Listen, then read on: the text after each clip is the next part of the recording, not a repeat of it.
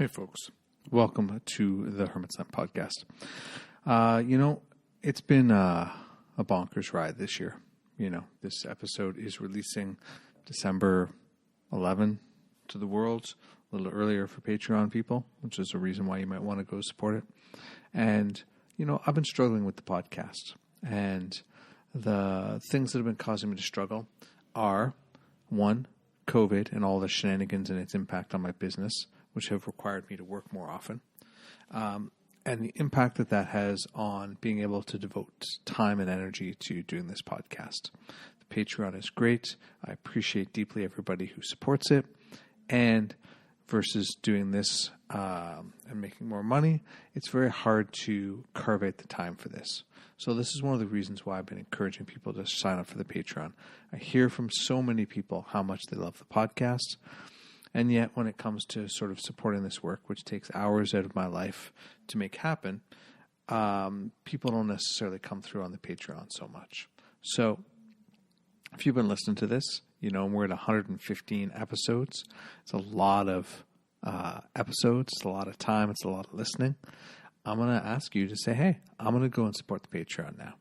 Head on over there and sign up, even $1, a couple bucks. It all helps. It all adds up towards making this more possible. All right. And then, of course, the other thing that I've had to struggle with is a lot of the people that I would like to have guests are struggling in the same ways as everybody else is. And it has been a lot harder to schedule people as well. So if you have folks that you would like to see on the podcast, drop me a line. I'm always looking for interesting people who are doing innovative stuff and really pushing the envelope. I'm not really that interested in talking to folks just because they put out a deck or a book or other things. More so, I'm interested in having bigger conversations about the nature of spirituality and what we're up to and the theories and ideas behind living a spiritual life to the best of our abilities. So, enjoy the episode. I hope this didn't come off too preachy. And I will talk to you soon.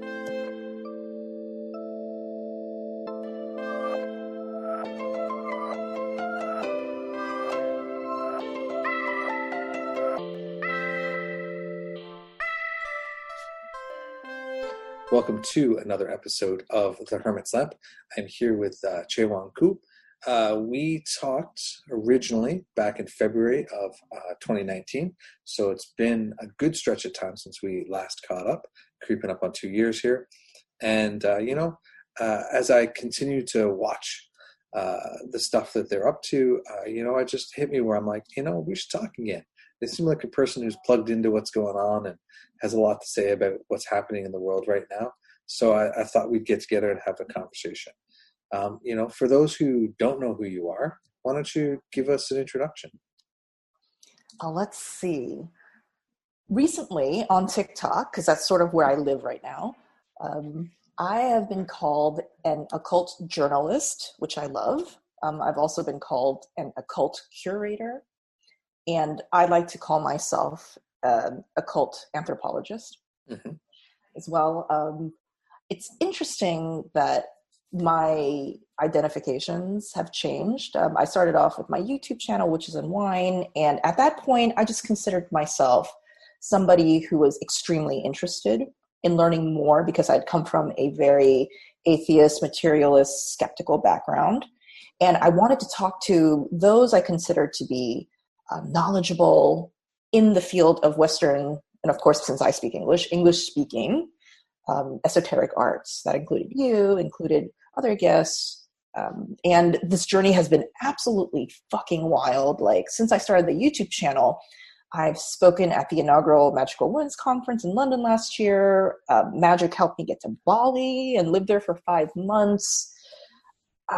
And just in general, the connections that I made. So, and also the money magic that I've done has had amazing results. So I can definitely say that a lot of my skepticism has turned into extreme interest and curiosity.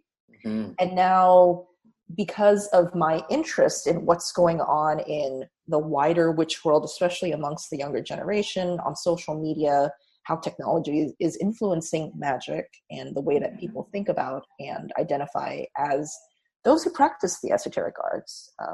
My identifications have also changed. And yeah, I guess that's how I would introduce myself now. Mm-hmm. It's almost like super abstract. Yeah. Well, I mean, I think it's, before we recorded, we talked about the idea of um, how this sort of question of identity is really relevant to a lot of these conversations, right? How do we think of ourselves? How do we engage with the world from that filter? And like one of the things is I've never really had a title. I remember when I was working as a reader and launching my store and like trying to come up with some like super marketable encapsulating thing about what I do. And I was just like, I got nothing. Like, and all of them seem too limited to this, to that, to whatever, right? So, and in some ways my identity has often been an identity um of not constructing one, right? Or actively seeking to have a tremendously flexible identity so that I'm not limiting myself, not limiting my beliefs, not limiting where I'm operating from, so that I can shed stuff. I remember saying to one of my magical teachers, we were discussing, you know, sort of why some people get stuck and fall off the path when they start trying to learn different things, right? And he's like, well, why do you think you're staying on the path? And I said, well, I think it's because I'm always willing to give up who I think I am in order to discover who I am or who I've become. And that process continues. So when it comes to sort of words and labels and so on, other than if I'm in a specific role, I don't tend to really take them on very well, So. That's very interesting. And I think what I've noticed, because, okay, so I've done my YouTube channel, which is in line for the past 3.5, 4 years. So I consider it me basically going to undergrad.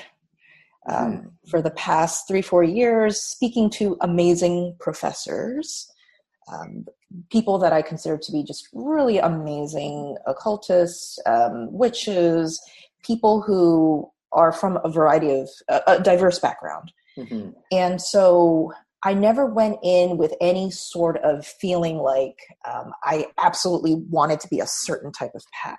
Mm-hmm. I just wanted to know why I did money magic and I would get a lot of money. And I was like, I need to reverse engineer this shit so I can figure out how to make it even better. Yeah. And along the way, my aspirations and goals, they evolved and changed. And I was able to, of course, after 4 years of talking to people who are very experienced and who've given this a lot of thought, you evolve as well. When you're a freshman in college, you are very different than when you're a graduating senior in undergrad. And that's just undergrad, right? I just consider myself to be kind of like that. I don't even consider myself to be the person who's going to go on to grad school now and to get a no, I'm not even there yet. Because my journey I consider to be quite new. But what I've noticed are patterns and trends. And one of the things I've also realized is that almost every single experienced occultist, and I'm just going to use the umbrella term occultist, that I've spoken to, no matter what their tradition, they all have something in common. And that thing that they have in common is that the more that you talk to them, even if they're known as a certain label, and I think Frater Ashen Chassan is a good example of this. He's very well known, and it's very easy to just say, oh, he's like a super traditional grimoirist, very traditional ceremonial magician. But the more you talk to him, the more you realize that he's actually super flexible, super fluid. And his personality is in many ways label-less. All the top occultists that I've spoken to, even though other people may say, and maybe in some ways it's easier for them to say, I'm a witch, I'm an occultist, whatever it is. Ultimately, when it comes down to it, they are very non-invested in the label versus somebody who's just starting out on the path. It's important perhaps to have this label and to hold on to this label almost as a way to stabilize yourself. Sure. But at a certain level, the labels don't mean shit anymore and you just honestly don't care. Yeah, I think it makes a lot of sense, right? I mean, as a 20-year-old Thelemite, right? I was pretty invested in that, but now as a, whatever, however old I am now. 26. 26-year-old, Olocha, right? Or, priest of Shango. I mean, I identify with that, and in ceremony and in those contexts, in that role, then sure, I identify with that. But I don't really put that out. People have to have an organic conversation to that point, as opposed to me being all ready to bring it up at the drop of a hat, So, yeah, for sure. I've definitely noticed that because mainstream society and mainstream media is at that point where they're back to the cycle of witches are interesting and cool. Because of that label is very important, because in today's society, that label can be used as branding, as some sort of tool of capitalism, which I have nothing against. Like, I'm like, if you want to do that, more power to you. I have no judgment. But what I've realized is that the nature of marketing in this society means that the label has to be reductive, simply because you're marketing towards a mass audience. And there's so many things competing for the mass audience's attention. So witch has become distilled. Occultist, that label has also reduced into something. And I think sometimes it's easier just to be like, I'm more complicated than that, but whatever, let's run with it. Mm-hmm. And what it's done is it's created this very interesting situation where the internet has become a tool, a bridge between those who are interested, occult curious, maybe, magic curious, to sort of try out, almost like an outfit. And that's literally what people today are doing, especially younger people. They are trying out the clothing, the outfit of being a witch, of being an occultist. Who knows how many will still stay and how many will not be here in 5 years. But I feel like even though it's happened in the past, like every couple, decades, witchcraft has become popular. The sheer number that the internet has introduced to witchcraft, even if it's the same percentage, let's say like 90% of those who try it will fall off in the end of 5 years. Well, maybe back 20 years ago, it was 10,000 people. Now we're talking hundreds of millions of people. So what does that mean? For sure. I mean, I think it means a variety of things, right? I mean, I think that it runs into the way in which access to those kinds of ideas starts to change people's notion of empowerment, right?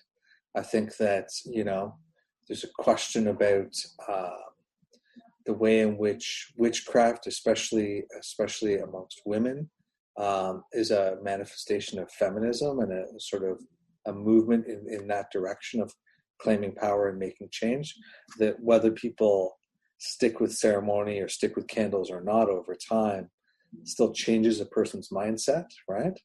And I think that it also becomes a question of, what role does it also ties into this thing that has happened more and more as social media has accelerated around the death of experts, right? What does it take to be an expert now, right? Versus what does it take to be an expert whenever, right? I remember talking with a bunch of, people in tarot who'd been reading cards for 30, 40, 50 years, right? And when you ask them how long should you read cards for before you're ready to read for other people professionally, and I think the average answer was 12 years, right? I read cards for 15 years before I started reading for the public. And, and now what's that cycle? 6 months, a year, 2 years? It's not much, right? And not to say necessarily that one's better than the other or whatever, but it becomes something very different, right? So. Just from my observation. So as I mentioned before, I basically live on TikTok. So it has been an amazing 8 months where I started back in March because the pandemic happened. I was bummed out and I was like, everybody's on TikTok. Let's see what that's about. And in 8 months, like at this point, I'm at about 95K followers, close to 100K. Who knows? I haven't really checked. But I have spent the past 8 months really going through TikTok, especially witch talk, hashtag witch talk. That's the kind of like the official title. That's your jam. Yeah, that's the jam. That's the official title that collectively these millions of young people have decided to call themselves as well. And what I've noticed is that there is a weird sort of policing and identity that is happening amongst these young people that is also happening in just society at large. Sure. So it's a very, very interesting phenomenon. And I keep using the word interesting because no matter what my personal opinions are, I feel like just to watch it unfold is a mind trip. Mm-hmm. So you have these young people, they don't really know a lot. To be perfectly honest, about 90% of them, they really don't know anything. They haven't read any books. They don't know any experienced occultists. I honestly don't know where they're getting their information from half the time. I literally do not know. There's an entire hashtag called Phoenix Talk. So Phoenix as in the phoenix rising from its ashes. This is the hashtag of these young witches who feel as though more experienced witches are condescending and are going to be like, you need to study tarot for 15 years before you read to the public. And these young witches are like, fuck you, you're not my mom. Who says so? Who died and made you God, basically? Mm-hmm. And so they really only want to talk to other new witches, because when they've tried to reach out to more experienced witches, the go-to answer might be, well, why didn't you Google it? Why are you bothering me with these elementary questions? Mm-hmm. And so they are feeling as though they're being excluded. So amongst themselves, they've created this strange world where they talk about oddly conspiracy theory-esque things about how Lilith and Hecate hate men, how you can quantum reality shift into anime universes, where astral projection is like considered to be one of the hallmarks of maybe spiritual initiation, where closed traditions and whether or not you've been initiated as being a priestess in a closed tradition makes you more of an expert than anyone else. Like non-initiatory paths are considered almost in a way to be inferior. Mm-hmm. And people who are not even in these initiated paths, they are the biggest gatekeepers. They're just like, you cannot in any way even basically talk about, let's say, Oshun, if you are not, number one, initiated, but also number two, you're not of that ancestral heritage. Mm-hmm. There's this big thing where people who are not even in that heritage or in that tradition have become, like in many ways, as we see in politics, have become gatekeepers for those who they consider to be maybe marginalized people. Mm-hmm. And they've taken that role very, very seriously. And it's become part of their identity as well. So there's this very strange mix of just a lot of things. And again, half the time, I don't even know where they're getting this information. It reminds me of a lot of chaos magic stuff circa chaos magic early 90s, mid 90s, I don't know, somewhere around there, right? Where like I remember our friend was discussing his astral temple, right? And I was like, what's your, what do you got for your astral guardians? It's like, oh, I got giant rubber duckies. And I was like, what? He's like, yeah, giant rubber duckies, whatever, they patrol the border. And because you can make astral stuff into anything, you can make a servitor or whatever look like whatever you want. That's what, and there was a lot of really like just super random seeming stuff going on there that at a certain level I'm like fine, like, would you rather have Chewbacca? Like, whatever, it doesn't matter, right? Like, you can have it be whatever. But on another level was sort of always struck me as like, what's going on psychologically with that person when they're making those kinds of choices, right? What's going on that they're buying into this idea or that idea or this way of doing it? What's going on where people are so intent at rejecting authority or this or that or other things, and I think that, maybe nothing, right? Like maybe it's fine. Maybe, I've met those people who are just like, listen, I've been doing this for 6,000 years and you just go away, right? And it's like, well, cool. Nice to know you, right?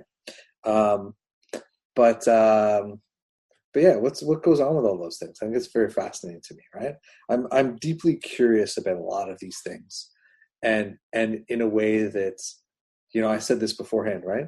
Sometimes when I tell people that I'm really curious because I don't understand what they're doing, it goes very badly. It's not a conversation that people often are like amenable to.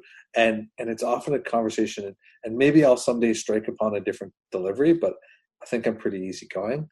but like people just get really like tense or weirded out or feel like immediately criticized. I'm like, no, I'm just really curious because it's so far out of my range of experience that I don't understand it, and I would like to understand it, but I just don't. So Speaking of chaos magic, uh-huh. it has made a resurgence amongst these TikTok witches and occultists. Mm-hmm. It's like the thing, which I find is super interesting because you and I both know that most of the people who are doing chaos magic, who are like the people who wrote the books in chaos magic, have moved on to other things since then. Sure. So they are basically doing and working with technology that in a lot of ways has become sort of that was a cool time, but maybe perhaps more effective magic has been worked with since then. We already know that this is not a secret. This is not a secret that people have moved on to other traditions, because chaos magic, it had its great points, but maybe it wasn't as complete as a lot of the magicians wanted it to be. And yet these young people, I think they either don't care or they missed that memo, and they're treating chaos magic in the same way that people back in the 90s they were treating it, as the solution, the ultimate of like that punk ethos of like, magic is what I say it is, not what the man says it is, but what I say it is. And because I say it and I'm God, it's very edgelord when I think about it. And I'm God, I get to decide. And who are you? Who are you to tell me that I cannot reality quantum shift into a universe made of anime characters? Fuck you. Yeah. So that's what's going on. I'm sure you can. I'm sure you absolutely can. I don't doubt that that's a possibility at all. I wonder what it actually means, and I wonder what the benefit of that is on whatever level that people are looking for benefits. That's my question. Right? Yeah. The comment that I had, like, because I actually put up a TikTok saying, "Do you guys even know what that even means?" And a lot of people commented saying that I hate life. Life sucks. So if you're going to take away this potential, mathematical potential and probability, even if it's super, super itsy bitsy, if you're going to take that away from me, then I am not going to be happy with you, because that is my way of surviving psychologically. Yeah. Well, I am all for doing whatever people need to do to get through the day, right? Like, I think that there's, especially in this time we're in now, God, right? Like, I think that I'm never for taking any of that stuff away. I think that, it doesn't really matter, right? You're going to watch more TV. You're going to astral project into an anime universe. You're going to, like, I'm going to go for like a 3-hour bike ride. Like, it's all varying levels of like, I just need to get out of what's going on right now, right? Like, so I don't think there's any problems with that, So I do see some problems in that when people have decided that they're an authority and they're kind of using their own UPG, their unverified personal gnosis, as their authority, and some of them have very charismatic personalities, and they've developed cults. They've developed groups of young people, and they're drunk on power. And I remember there was this one person, I forget who it exactly was, but this TikToker was saying, you'll start to notice that a lot of these bigger accounts, once they become just completely and utterly high on a huge follower count and the influence, something in their eyes changed. TikTok is a video platform, about 60 seconds maximum. And he was like, you can see in their eyes that it looks like broken glass. And what happens is a lot of these people, they start to create wars, like witch wars. They start to send their followers to cancel other followers or other people. And so it becomes a very sort of like a microcosm of the macrocosmic idea of the cult of personality and conspiracy theories, and also what it means to have that word and concept of cult just in general. Recently I was blocked by this person. So Z, that's Z's pronoun, blocked me after I made a very mocking. I thought he was super clever. a very mocking meta duet with Z, saying that I also have a cult because Z has a cult. And Z says, no, this isn't cult like the way that you think that cult is, not like Charles Manson. Mm-hmm. This is completely different. Of course, Z never explained how it was different, and I personally think that Z is full of shit. So I made a duet saying that I also have a cult. It's called Toilet Magic. So my Does cult... it help you get rid of your shit? It really does. In fact, the great thing about this Toilet Magic cult is that it's so hardcore and edgy that other cults ask us in the Toilet Magic cult how to be a cult, right? Because we're so full of shit. So I thought it was super clever. Yes. And Sulky Girl, one of my friends on TikTok, is the one who came up with this idea because she was just like, TikTok, witch talk is so ridiculous. So we were running with it. We even had the sort of greeting. It was like 22. It was very like, all of that. And Z blocked me. Z had no sense of humor. And I was just like, well, that's the worst part of all. I would almost respect Z more if Z was like, yeah, it's a cult. But there was sort of like I get it, like a sense of humor or sort of like a sense of awareness about it. But instead Z just blocked me.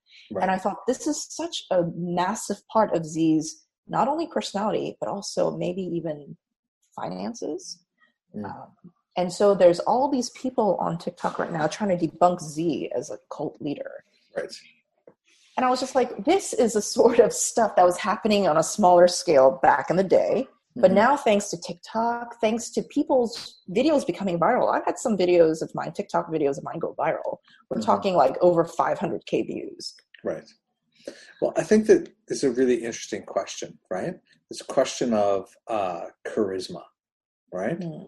And what role does charisma play in this stuff, in popularity and in sort of the growing popularity of occultism, right? Because I know a lot of older occultists, and some of them are kind of charismatic and some of them aren't, but like a lot of the ones that I met, they're, especially those who were doing stuff pre-social media anyway, right? Like maybe not pre-internet, but pre-social media. Almost none of them are like charismatic. Like they're not really, like they have their like spooky charm or there's something, but it's not like not in the way in which social media charisma works to draw people in, right? And where charisma and charm or charisma of some sort, or glamour magic of some sort, right, from their personality, can very easily define everything about it in the absence of other content, right? Like not always, but like it can, Can I tell you my newly evolved definition of what charisma and glamour magic is in the age of social media? Hit me with it, please. Okay, so my new and evolved, and it may change, but right now my definition of glamour magic and charisma in the age of social media is algorithm. Okay. Those who have an intuitive sense of algorithm, so they don't need to go to social media classes, they don't need to hire an expert. They understand what works for a certain platform's algorithm. Those who have that sense are charismatic for that social platform.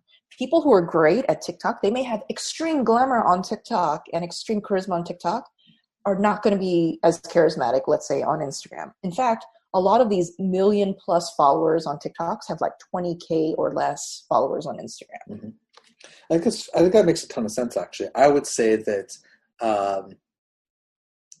my connection to algorithm has ebbed and flowed over time. Currently I would say I'm in a very good place with it. On Instagram, which I consider to be, no offense to TikTok, the pinnacle of social media. But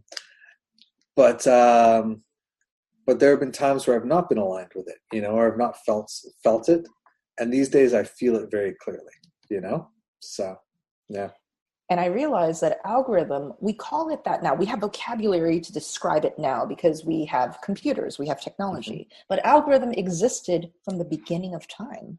It's just that we just didn't have the words to describe it. Just like dark matter. it always existed. We just Right. didn't develop that vocabulary until Mhm. relatively recently. So algorithm is kind of like the dark matter Mm. of glamour and of anything related to that sort of what Mesmer maybe was talking about, that animal magnetism, that it factor.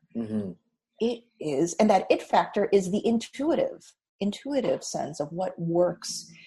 When Clara Bow was considered like the it girl, she knew how to work the algorithm of silent films. She just knew somehow. Yeah. And then people had to study her, and then they learned that algorithm. And then when talkies came out, there was that algorithm. And then when radio came out, there was that, et cetera, et cetera. Probably radio came out before the films. But anyways, so in each of these communicative platforms, because that's what glamour magic really is, it's the sensual manifestation of being on certain communicative platforms. Because it's kind of like if a tree falls in the forest and no one is around to hear it, does it make a noise? It's sort of like if you're just by yourself, like in a monastery, and there's literally no one around, are you doing glamour magic? So there needs to be some sort of communication happening. And communication requires other people, other entities. It doesn't have to be human beings necessarily. So if that's the case, in that communicative platform, whether it's you communing with the spirits, like in a monastery where there's no other human beings, but there are spirits, like, what does that mean? What is the algorithm of that? And so I was like, oh my God, if that's the case, and if glamour magic and all of that stuff is about the algorithm, then we can also say that there are those who are skilled at, first of all, working with the algorithm, aligning with the algorithm, and then there's those who are just more in tune with certain algorithms, but not with others. So in a sense, magic is about you figuring out which communicative platform your natural algorithm most aligns to. But if you don't want to stick with just that and you want to go to other communicative platforms, you just need to study it a little bit more, and maybe you'll always suck at it. Who knows? Because it really helps in video-based communicative platforms like I would say Instagram, more and more video today, but definitely TikTok and YouTube. Yeah. Having some sort of traditional definitions of beauty, physical beauty, is being aligned with a certain type of algorithm. So having a nice voice really helps with podcasts. Sure. So it's just a lot of these things. So it's sort of like knowing what you naturally are aligned to as well. I was like, oh, okay, it's really about algorithm. Yeah.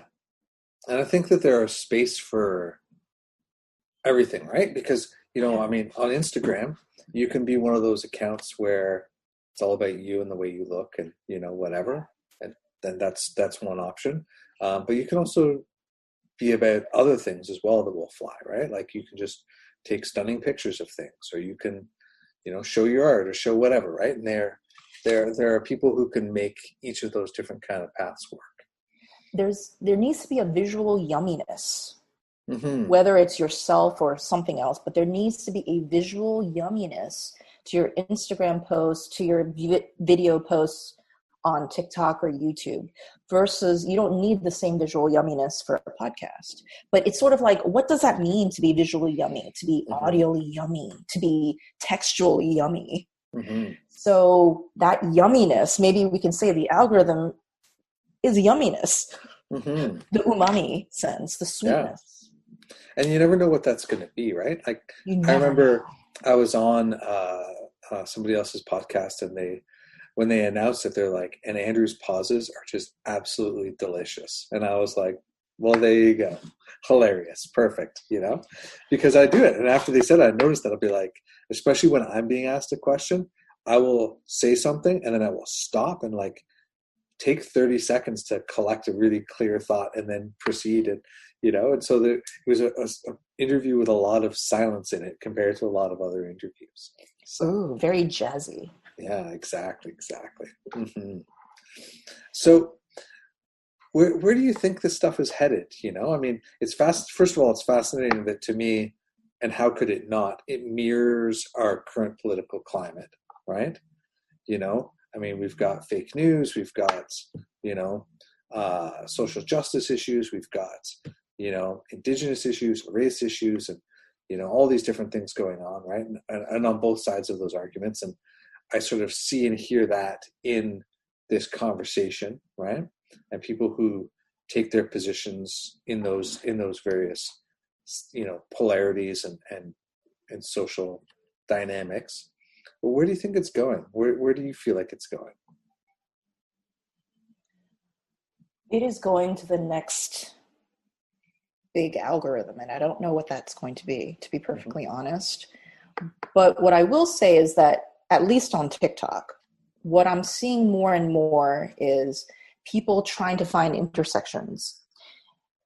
And I think because the audience and most of the content creators on TikTok are of a certain age group, of a certain generation, what they define as progress is going to look very different than somebody like the audience of Facebook, the audience of YouTube. I think YouTube is actually the most diverse audience of them all. But definitely Facebook tends to skew older. Sure. Instagram tends to skew like millennial, and I think TikTok tends to skew Gen Z.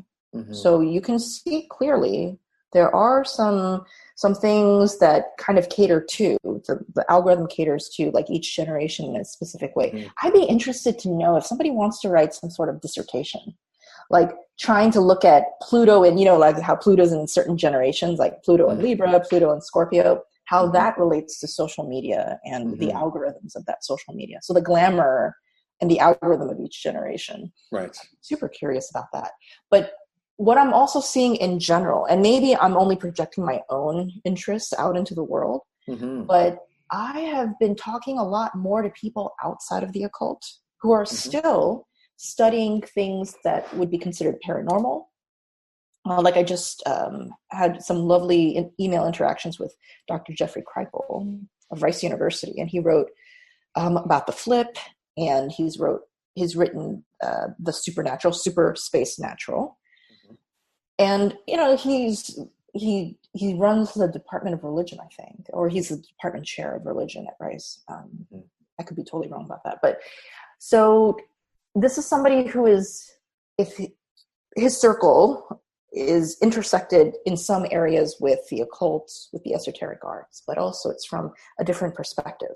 I'm also talking more to artists. I'm talking more to people who are occult adjacent.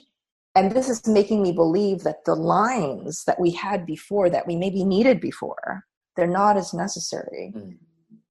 And that is what the internet has done, because the internet has sort of blurred the idea, because it's so meta. Is it real? Is it real life? There's a book called The Message is the Massage, I think. I may be getting, right now my memory is just like not working. Yeah. But it's a very famous book about media communication and media theory that was written, I think, in the 60s or 70s. It's being taught in universities. Sure, Marshall McLuhan. Yeah, exactly. Yeah. Is that what it's called? The medium is the message. The medium is the message or the massage. And basically, what it's all saying is that there's a certain point where everything becomes so meta, and this is also very Baudrillard, so meta that we don't know what's real. We don't know what's fantasy. We don't know what's magic, because everything has become meta, symbolic. Are we the identity that we show on Instagram, or are we the person who's eating ice cream alone at 2 a.m.? Because one is where everybody, like, if you get 1 million likes on a post, isn't that more you? Because the marketplace is saying that's you, than you are when you're just by yourself and there's absolutely no one human-wise to witness what you're doing. Like, what does that all mean? And in that sense, everything has blurred. And so I'm a little bit more interested now, less in what's considered to be straight up occult, and a little bit more like, what are the places that intersect with what we would consider to be straight up occult? So I have a lot of thoughts about this, right? Yes. So number one, I think that this is just another cycle of those kinds of thoughts, right? When I was in art school and studying postmodernism and so on, certainly, not so much with the internet back then, but like certainly a lot of these ideas, right? And I think that one of the things that's very interesting is this sort of idea of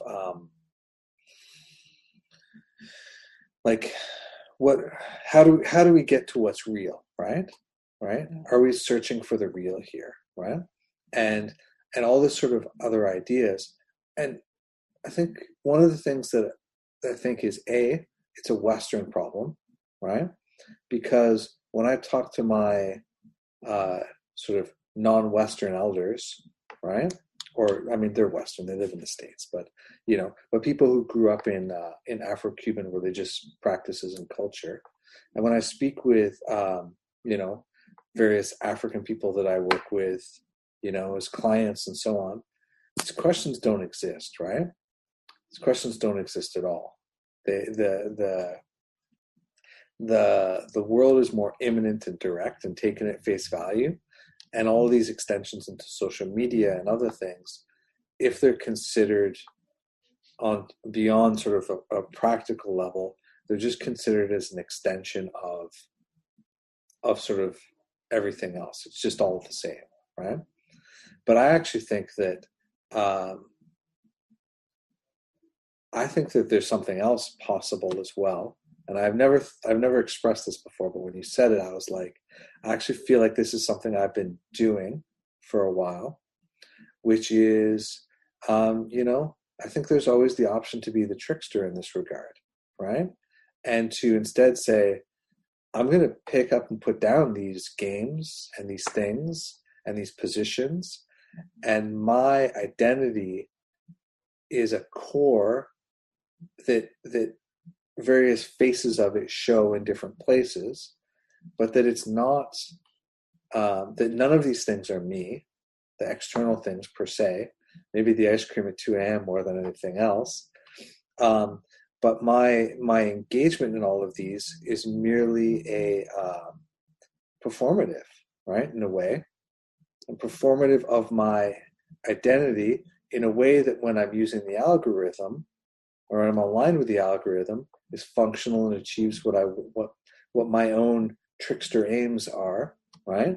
And most of my trickster aims are to encourage people to consider themselves differently and expand their minds and look at what's actually going on outside of these arenas, or beyond or below these arenas, where there is depth and where those, other tricksters or other entities flow behind the world of masks and illusions, right? Like that's where I feel I'm at with all these things.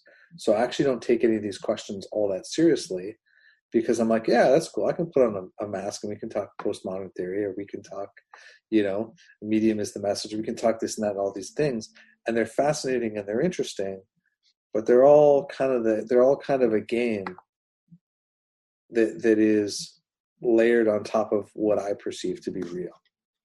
And maybe everybody feels that way, but go ahead. This is actually kind of a coincidence that you're bringing this up, because, so on TikTok, you can do these things called lives. So once you have about 1,000 followers, you can go live. Mm-hmm. And these are public, so anybody can join. And so, I mentioned that I'm part of the toilet cult, yes. Toilet magic cult. I'm also the head CEO and mascot of another cult. And again, this is being done purely out of jest. Yeah. And it's called RV for Life. RV as in like the RVs that you drive when you're going camping and stuff. Mm-hmm. And what happened was there was a troll who came into one of my lives. Troll is such like an internet feely thing, right? Mm-hmm. A troll came in and started to like put in emojis of the Russian and Mexican flag just constantly, right? Mm-hmm. And everybody was getting really annoyed.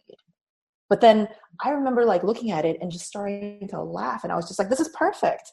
Because everything that you just said just came into my mind like, who cares, right? This is all so meta. This is just the internet. Mm-hmm. And I was like, guys, all we are RVs. We're the driver of the RV. We're not the actual RV. And our RVs, we've decided to like pack rocket propellers on ours. Our RVs have those like special, like tricked out like rims. Everybody else is driving boring ass RVs on like the highway of life, whatever. We're off-roading in our RVs. And who says our RVs can't turn into submarines either? Yeah. And then I was like, the person in my live, their name is Salsa Shark. And I was like, Salsa Shark, you are our mascot, okay? And so our symbol, anytime you meet anybody in the cult, our symbol is going to be the Mexican flag and the Russian flag with an RV, okay? And this is how we identify and remind each other, thanks to a troll, that we are just the driver. We're not, that we get to basically trade in RVs, soup it up, add like those lights that the Middle Eastern truck drivers like add on like all the ornaments and stuff. You get to do that. And you don't have to go on the highway. You can literally off-road this RV. And I was like, thank you, Salsa Shark. And so like all of a sudden, Salsa Shark was no longer annoying. Salsa Shark was a messenger, was an archangel in this live, coming in with a message of what it really is all about, this postmodernism, postmodernism. And then ever since then, things have shifted. This is so strange that a troll just coming into my... And the thing is, I have a friend who has told me, I have been on other lives, and Salsa Shark has gone into their lives and done the same thing, trolled them with the Mexican and Russian flag or whatever. But in my life, it's become a symbol, this grand, wonderful, archangel-esque symbol, versus in other ones, it's seen as trolling. What is it? Is it trolling? Because it technically is trolling. Well, is it now proselytizing when they do it in other places?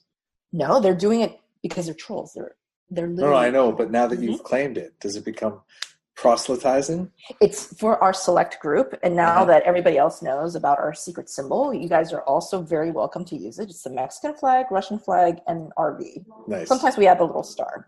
And so this is just our symbol, almost our sigil, our logo. If McDonald's gets to have a logo, so does RV for life. And it's RV, the number 4, LYFE. This is very 90s. Nice. So that's what I think in a lot of ways, for me, it's going towards. And this is perhaps, I would like to think, a very fun and perhaps healthy way for this to sort of go towards. It's like, yeah, like what you mentioned, can we put on the suit of postmodernism? Can we take it off? Can we put something else? Can we be different facets of the same diamond? How big a shoulder pad should I wear to this event, you know? Okay, I would say that if it comes out like less than 6 inches from your actual shoulders, it's not enough. Right. Okay. Yeah, I'm thinking talking heads, you know, like classic, you know? Yes, absolutely. Right? Yeah. Absolutely. See, I think it's interesting because what I sort of see is, and I've seen less of what you're talking about because I'm just not on TikTok and, you know, and so on, right? And I tend to be, I'm just not in those spaces as much. So, and the conversations that I do have with people in that generation, they come into the store, I'm there, and they're like, "Hey, I want a thing for this," or "Do you know what crystal?" Or "Do you know, like, hey, I was looking for this, but you don't have it. Do you have something similar?" Well, it's all like, you know, brief conversation around practical matters, right? But I think that there's, you know, been this sort of like, so we saw this sort of emergence of animism, right?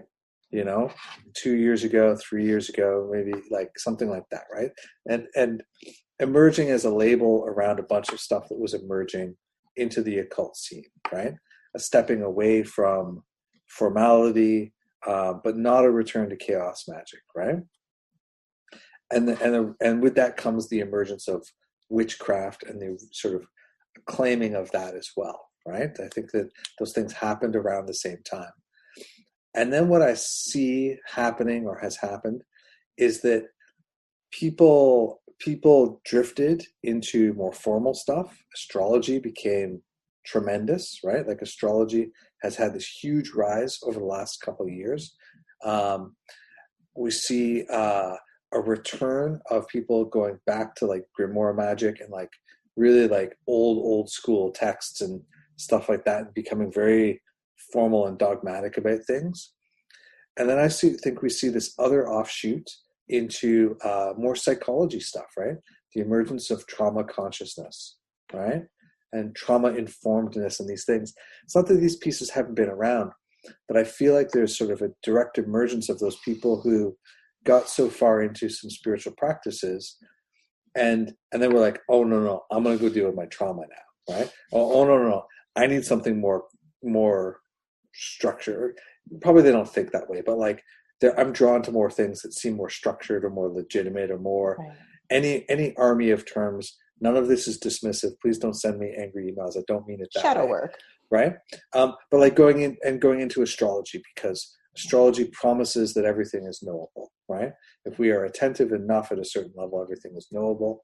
And the same with grimoire magic and other things, right? It's what drew me to ceremonial magic in my teen years to begin with, the idea that if I learned and studied enough that everything became knowable, right?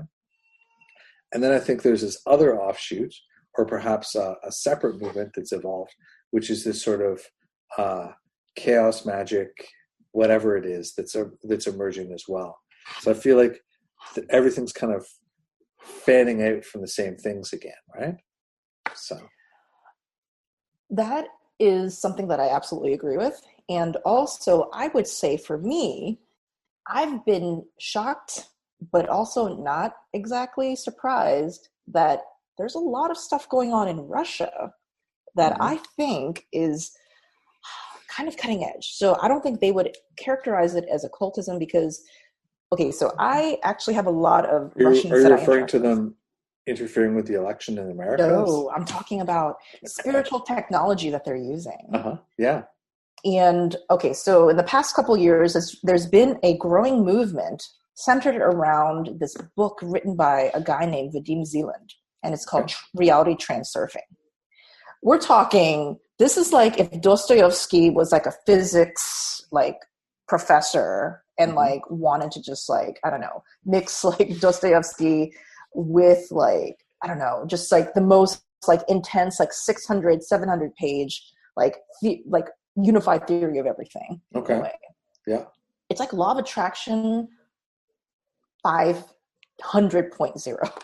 Okay. So I found it super fascinating that in this post-Soviet world, and it's been like it's been a generation since the fall of the Soviet Union. Sure.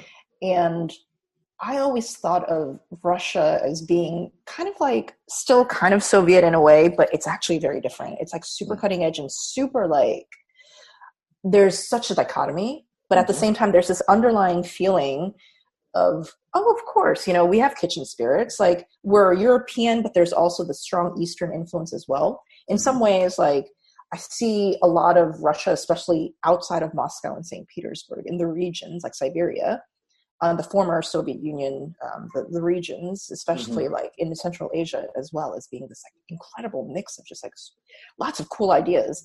But you have Reality Transurfing by Vadim Zeland, which is, I think, going to become the next like The Secret. And also you have astral projection or astral, just sort of like astral surfing that's being taught in seminars, that's being taught by Russians all across Europe in these group seminars. And there's this really cute website, and it's so Russian, the name. It's OBE, Out of Body Experience, the number 4, and then the letter U, obe4u.com or something like that. They have a free ebook about how to astral project, and I did a TikTok about this. They're basically treating all this stuff with a weird level of, I don't want to say casualness, but it's sort of like, oh, of course. And so I was very curious. So I did some research because, as we all know, the CIA, they declassified a lot of like their, the Stargate experimentations and all that stuff. Remote viewing and things that the CIA, that the government was doing in secret, it was a huge thing in the Soviet government. It wasn't a secret. Right. Like in the Soviet Union, they were just like, well, of course people have psychic abilities. Of course people can have clairvoyant abilities. Hello, And in fact, I have done a little bit of digging into this. And there's the guy that the U.S. military trained, the number one guy that they trained to do remote viewing, McNeagle, I forget his last name.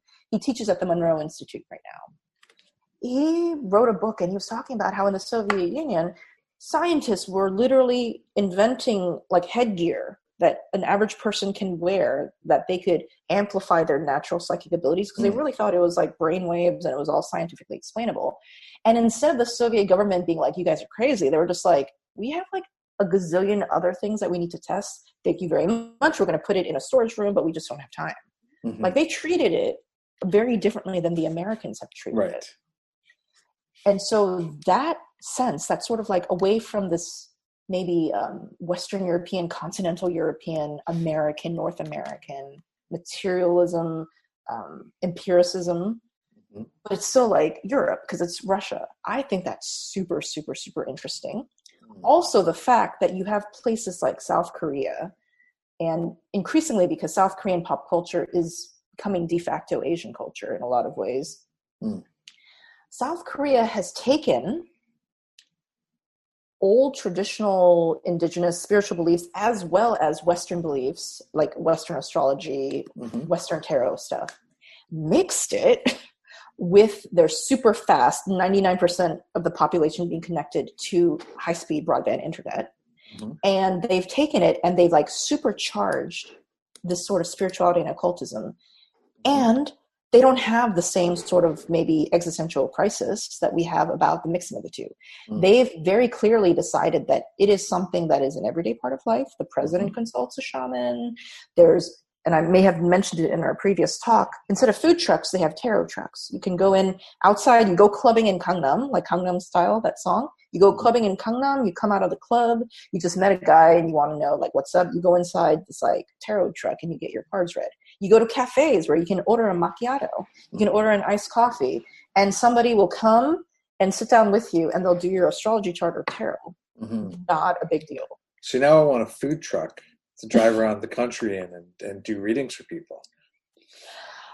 You absolutely should. It's big business. Like the entire mishmash of, in Korea, the idea of cultural appropriation, and I think in general in Asia, in a lot of non-North American culture, I think cultural appropriation isn't seen the same way. So, I mean, I've been to astrology cafes in Korea where they were mixing haju, which is sort of like the Chinese style or the Asian style of divination. They've mixed haju with Western astrology, with tarot cards, with, you know, somebody claiming that they were an initiated Korean shaman. So mixed with that. Plus they're going on YouTube, and their YouTube name is like their name plus their cell phone number in case you want like hire them for like some sort of stall work for hire, which is so smart that they put their cell phone number like in their actual YouTube name, talking about these things. And they do live streams. South Korea kind of revolutionized and they pioneered this entire live streaming thing. They have these people that are called, and it's like the worst title ever. I don't think they realize what they did, but they call them BJs, broadcast jockeys. And these are people who go on and they get tons of gifts, money, whatever it is, by going live, whether it's eating, like doing mukbangs, or they're going live to talk about spirituality. They do something called chum, which is like Korean style fortune telling. But they're doing it in this like super like modern way. They have no issues whatsoever with technology. Like all the shamans there, they're, you know, 60, 70 years old with like cell phones. They don't care. When I was in China 4 years ago, I can't remember when I was in China, and we were on this the person who brought us there to teach had us on a couple online things, right? Like doing live videos basically before they were even a thing here, right? And they were just like, yeah, it's just like being on TV. Like they see it exactly this. Then they saw it exactly the same, right? And you know, it's like, yeah, so it's fascinating. And for them, the algorithm, it is so naturally a part of what they consider to be magic because there isn't the same delineation between mundane, quote unquote, mundane life and magic. Yeah. That is sort of like, well, of course, you're a dummy if you don't consider the algorithm. Of course. You want to get plastic surgery to help the algorithm? Like the live stream of the YouTube? No problem. Yeah. So there is a different mindset. And the fact that there's so much of this Western European, continental European mindset that's trying to infiltrate Korea kind of bothers me in a way because it's now getting involved in that. And it's taking away, I think, from the speed. Because what Korea had before was this ability to move just really fast because there was no sort of like hemming and hawing and like philosophical existential crisis about it. Yeah. So now there is more of this feeling of like, what is the meaning of life? What is this? What is that? There's a spiritual hunger that maybe they're looking to the West for. But I think there's also a huge resurgence of indigenous spirituality that's coming in that's being done in this very, very new, technologically advanced way, algorithmic way, which I think is so cool. Yeah. Well, I think it's fascinating to see sort of the grounding of deep knowledge and high speed, really, right? Like, you know, I think those things are fascinating. And also, we need to realize that Asia has had war after war in the 20th century. So a lot of this spiritual stuff was either lost, suppressed, they were killed, the old ways. So in some ways, the same issues of gatekeeping, of trying to keep the tradition pure, are people just making shit up? It's become an issue as well, of Westerners wanting to get initiated as Korean shamans. Now there's big debates of, is that even a thing? Can we do that? And also the mix of that plus capitalism. Each initiation, as we all know, it can bring in the big bucks. Sure. So how do we do that? Market demand. Are we providing it? Is it all right if we do that? So well, it's exactly the same problems facing Orisha traditions in Africa and in the diaspora, right? Like, because there are people out there who be like, oh, you get the money? Sure, we'll do it, right? And then you look at what they receive and you're like, it says no bearing on tradition, None. But, it's complicated. It's complicated times. It is. And so that seems to be this sort of wonderful chaos that's being helped in speed by this algorithm, by technology that is carrying this binary code, which is a type of spell that we call an algorithm. That's kind of where we're headed. And to me, this is so interesting. I'm literally excited about this constantly 24/7. Yeah, it's great. I love your excitement. Yeah. I think one of the things that I'm very curious about is how this is going to mature, because as we mentioned earlier, people are very concerned with identity. Circling back to the identity, they're very concerned with identity when you're beginning and when you're like maybe up to like intermediate level. And there comes a certain point where that starts to dissolve. When that dissolves, does the algorithm still remain important? Like, how do you communicate your evolution when you ultimately don't give a shit about the algorithm anymore? Are you developing your own algorithm at that point? So all these things to me have yet to unfold. They're starting to unfold just a little bit right now. And I am so excited to see what it's going to look like in the next 5 to 10 years. Yeah, me too. Well, let's keep checking in and keep talking about it. Absolutely. Yeah. Maybe that's a good place to wrap it up for today. Where should people come and find you? What's your TikTok handle? How do people find you there? Or where else should people look for you? I think it might be the easiest to just go on YouTube, which is, by the way, the number 2 search engine, perhaps going to be number 1 soon in the world after Google. You can look up witches and wine, just witches, wine. And then I'll probably be the first thing that comes up. And then all my social media is linked there. My Instagram and TikTok are both the same. It's Hi Chaweon, but it's linked in my YouTube. As I mentioned, TikTok is probably where I live the most, but my YouTube is definitely having more and more videos come out. Perfect. Well, thank you so much for catching up with me today. This has been utterly delightful. Oh, thank you. Well, folks, that wraps episode 115, and that is just shy of 5 days worth of continuous podcasting available if you're listening to the Hermit's Lab podcast. So do me a favor, as I mentioned at the beginning, go give it a support. Other ways that you could support making this happen is by supporting my store. I do have this online store that sells all the spiritual goodness you could ever want. We ship all over the planet. And of course, there is the Patreon. And finally, there's also the easy stuff. I get money isn't always the thing. You can share this, right? Send it to your friends, post it on the socials, get it out there. I appreciate you listening, and I certainly would appreciate some support in helping this podcast thrive and kind of get to the next level through what is a particularly challenging time, certainly for everybody. All right? Be well. Talk to you soon.